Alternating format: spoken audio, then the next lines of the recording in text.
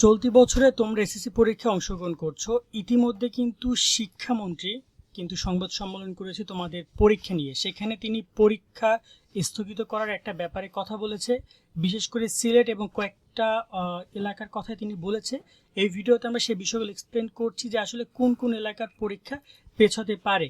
বর্তমানে তোমরা 14 লাখ শিক্ষার্থী পরীক্ষা অংশগ্রহণ করছো। আজকে অনেক আন্দোলন হয়েছে, এটা নিয়ে আমরা পরে একটা ভিডিওতে তোমাদেরকে আপডেট দিব। বাট শিক্ষামন্ত্রী আসলে পরীক্ষা স্থগিতের ব্যাপারে কি বলেছে সেটা আমরা তোমাদেরকে একটু প্রথমত বলি, তাহলে তোমরা বিষয়টা বুঝতে পারবে। কারণ অনেকে এই ব্যাপারটা নিয়ে কনফিউজ, আমাদেরকে অনেকে মেসেজ করেছে ভাইয়া শিক্ষামন্ত্রী নাকি পরীক্ষা স্থগিত বলেছে। তো এখানে আমরা আজকে নিউজ দেখছিলাম দ্য দৈনিক শিক্ষা .com-এ। তো দৈনিক শিক্ষা .com সম্পর্কে তোমরা সবাই জানো। তো এখানে তিনি একটা কথা বলেছেন যে বন্যা কবলিত এলাকায় পরীক্ষা স্থগিত থাকবে, এবং এখানে আমরা গত বছর একটা উদাহরণ তোমাদেরকে দিয়ে বুঝাবো বিষয়টা আসলে কাদের পরীক্ষা স্থগিত থাকবে এবং কি বলেছে তিনি। তো 5 জুন আজকে তিনি সংবাদ সম্মেলন করেন। আমি আরটিভি নিউজটা দেখছিলাম, তো ওরা প্রায় 40 মিনিটের মধ্যে এখানে লাইভ সেশন ছিল, সেটা আমি দেখলাম। সেখান থেকে অনেক কথাই বলেছেন, তো সেগুলো পরীক্ষা রিলেটেড। বাট এখানে তারা যেটা বলেছে যে শিক্ষামন্ত্রী মহিবুল হাসান চৌধুরী নওফেল জানিয়েছে দেশে যেসব অঞ্চল বন্যা কবলিত হবে সেখানে পরীক্ষা স্থগিত থাকবে। অর্থাৎ এখানে কিন্তু ইতিমধ্যে সিলেটে বন্যা হচ্ছে, বিভিন্ন জায়গায় অবনতি ঊর্ধ্বগতি, কিছু কিছু জায়গায় হয়তো বা বন্যা পরিস্থিতি আরও ভালো হচ্ছে। আমি আজকে নিউজ দেখছিলাম যে কিছু কিছু জায়গায় বন্যা পরিস্থিতি ভালো। কিন্তু এখানে তিনি বলেছেন যেটা যে বুধবার 5 জুন এসএসসি ও সমমান পরীক্ষা 2024 উপলক্ষে শিক্ষা মন্ত্রণালয়ে অনুষ্ঠিত জাতীয় মনিটরিং ও আইন শৃঙ্খলা কমিটির সভায় সিদ্ধান্ত হয়। সভা শেষে সংবাদ সম্মেলনে তিনি একথা জানান। সভা সভাপতিত্ব করেন শিক্ষামন্ত্রী মহিবুল হাসান চৌধুরী।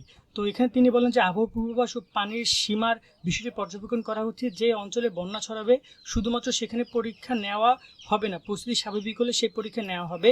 তো এখানে তিনি কি বিষয়টা বলেছেন আবারও বলি। গত বছর একটা উদাহরণ দেই।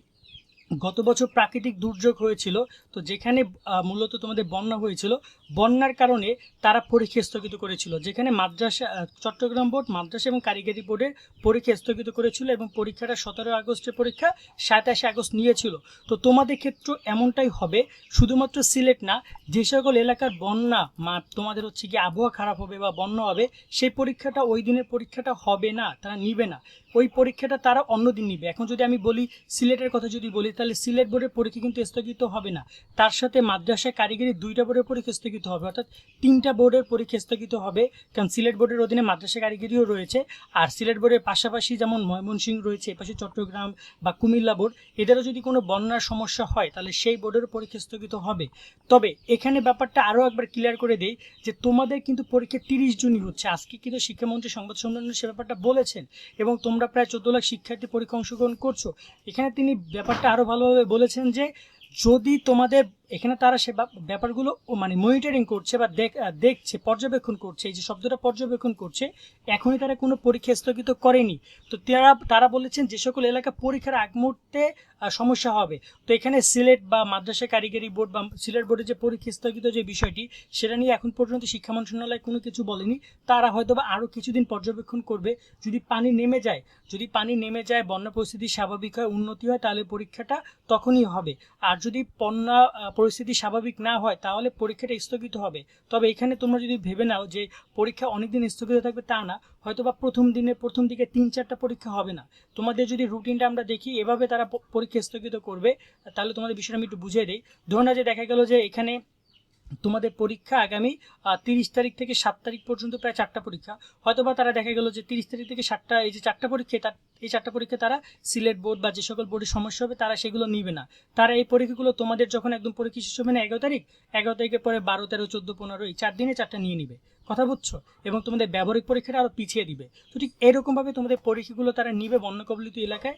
তো এই সিদ্ধান্তটা আসলে এই মুহূর্তে দিচ্ছে না তারা। তারা বলছে যে সিদ্ধান্তটা আমরা খুব আরও পর্যালোচনা করব, যাচাই বাছাই করে আমরা তোমাদেরকে জানাবো যে সকল এলাকায় বন্যা থাকবে সেই এলাকার। এখন তারা আসলে কতদিন পর্যন্ত পর্যবেক্ষণ করবে, এখানে আমি আবারও বলি, একটা শিক্ষা প্রতিষ্ঠান সাপোজ এখানে ধরে নেওয়া যায় এখানে পরীক্ষা হয়, তো এই জায়গায় এখন বর্তমানে পানি আছে, সেখানে কিন্তু অনেক মানুষ আশ্রয় গ্রহণ করেছে। আশ্রয় গ্রহণ করা শেষ তা কিন্তু না, তারা কিন্তু বন্যা পানি নেমে গেলে তারা সেখানে আবার যাবে, সেখানে গিয়ে সেটা পরিষ্কার পরিচ্ছন্ন করবে। সেটা পরীক্ষার যে একটা যে তোমার সেখানে যে পরীক্ষা নেওয়ার যেটা পরিবেশ সেটা কিন্তু তাদেরকে তৈরি করতে হবে, তারপরে কিন্তু সেখানে পরীক্ষা হবে, তাই না? মানে এখানে কিন্তু বেশ কিছু বিষয় রয়েছে। সো একদম চাইলে হুটহাট করে কিন্তু পরীক্ষা নিতে পারবে না। তো এখন দেখার বিষয় যে আসলে কতটুকু কি করছে তারা এবং এ ব্যাপারে সামনে কি আপডেট আসে, আমরা তোমাদেরকে সাথে সাথে জানাবো যে যখনই যে ইনফরমেশন পাই যে পরীক্ষা নিয়ে তারা কি চাচ্ছে।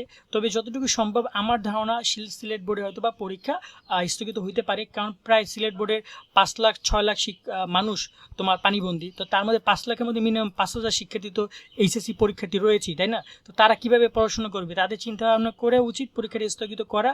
আর অন্যান্য যে আন্দোলন বা দাবি, এটা নিয়ে আমরা পরবর্তীতে তোমাদের আন্দোলনের একটা অগ্রগতি নিয়ে আমরা কাজ করছি, সেটা আমরা তোমাদেরকে তখন জানাবো যে লাস্ট আপডেট কি এসেছে শিক্ষা মন্ত্রণালয় থেকে, দেখি কোনো কিছু তোমাদেরকে আপডেট তারা দেয় কিনা। এখন বাকি বিষয়গুলো নির্ভর করে তাদের উপরে, শিক্ষা মন্ত্রণালয়ের উপর সব কিছু নির্ভর করে। তবে তোমরা তোমাদের জায়গা থেকে করছো। আর প্রাকৃতিক দুর্যোগের ব্যাপারে তো তোমাদের কোনো হাত নেই, এখানে যেটা হওয়ার সেটা কিন্তু হবেই। সো বন্যা কবলিত এলাকার পরীক্ষা স্থগিত ব্যাপারটি খুব শীঘ্রই তারা জানাবে যে কোন এলাকাগুলো পরীক্ষা স্থগিত থাকবে, সেটা নির্ধারিত কোন এলাকাগুলো হবে, কোন কোন বোর্ড হবে, সেটা খুব তাড়াতাড়ি তারা নোটিশ প্রকাশ করার মাধ্যমে জানাবে। তা আমরা তোমাদেরকে সেই বিষয়টা তখনই জানিয়ে দিতে পারবো। আজকের মতো আমরা এখানে বিদায় নিচ্ছি, সকলে অনেক ভালো থাকবা, আল্লাহ হাফেজ।